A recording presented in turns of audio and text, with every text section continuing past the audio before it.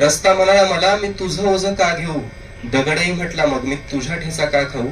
तू माझा कोण वारा सुद्धा म्हटला, तू माझा कोण वारा सुद्धा म्हटला. झेपा कशी घ्यावी म्हटलं तर ढग सुद्धा लपला.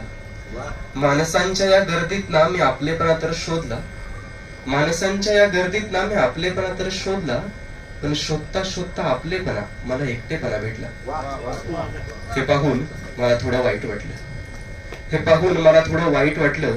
काय करावं म्हणून मी थेट घर गाठलं. थकलेली पावलं सोबतीला, एकटेपणा साचलेला मनात. समोर पाहिलं तर उभे खुद्द आई बाबा दारात. मला पाहता क्षणी ते बोलले की आमचं काही म्हणणं नाही तू कुठेही हुंदडायला जावं, आमचं काही म्हणणं नाही तू कुठेही हुंदडायला जावं, पण निदान जेवायला तरी वेळच्या वेळी घरी यावं. चल जेवायला बस म्हटल्यावर मी विचारलं बदल्यात काय हवं. कारण मी हे सगळं समाजामध्ये बघून आलो होतं की आपलं कोणी नसतं. म्हणून मी विचारलं की चल जेवायला बस म्हटल्यावर मी विचारलं बदल्यात काय हवं.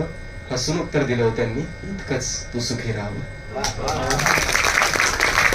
स्वाभाविक प्रश्न त्यांच्या मनातला त्यांनी पटकन विचारला, काय रे बाबा आज अचानक अंगात सावकार कसा काय संचारला.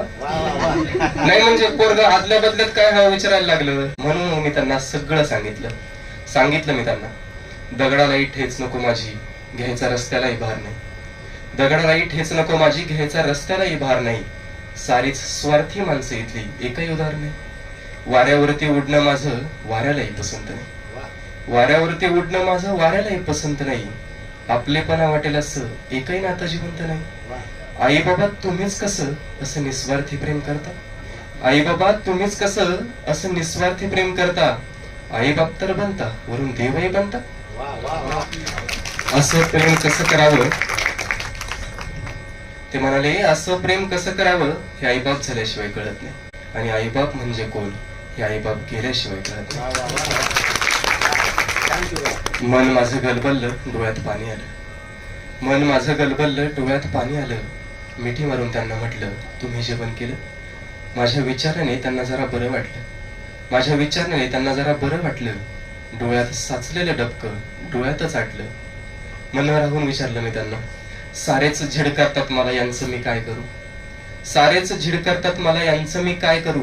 तुम्हीच फक्त आपले माझे पण यांना कसं विसरू.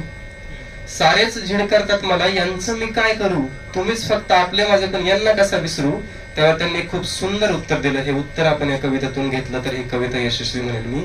ते म्हणाले, नाकारणाऱ्यांशिवाय चालता येईल असा स्वभाव कर, नाकारणाऱ्यांशिवाय चालता येईल असा स्वभाव कर. दूर लोटणारे जवळ ओढतील, तू फक्त तुझं नाव कर, तू फक्त तुझं नाव कर.